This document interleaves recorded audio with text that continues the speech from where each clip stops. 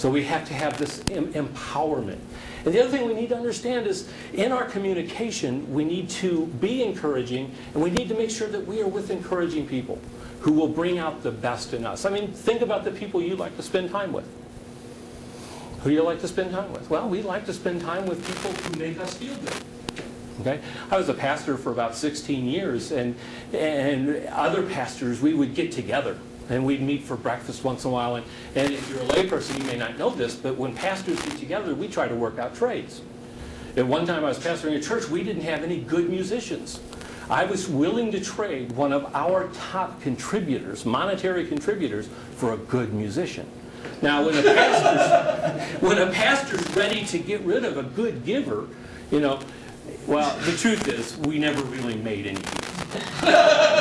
The truth is, we did talk about it, but generally it wasn't that positive. Generally, what we're talking about was, I've got a whiner, a complainer that I'll trade you for your negative person. At least maybe I can get a different view.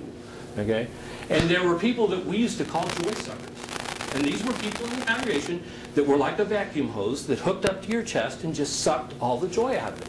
You could talk to them for 5 minutes, and when you're done talking to them, you just want to go take a nap and a shower because you're so drained.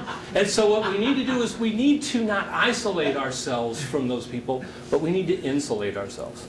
In other words, we need to be aware of who they are and make sure that we do not let them damage us. What is the fruit of an apple tree? Yeah, sure. That's the way we see things. But is an apple actually the fruit of the apple tree? No.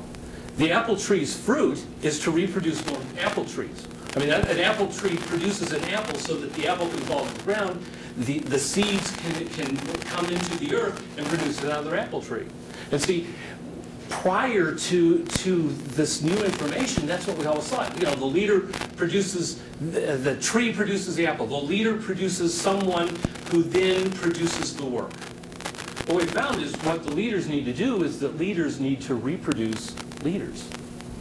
Not just fruit of an apple, but to reproduce more leaders. And so communication has changed because now instead of just working with people, we're trying to grow people.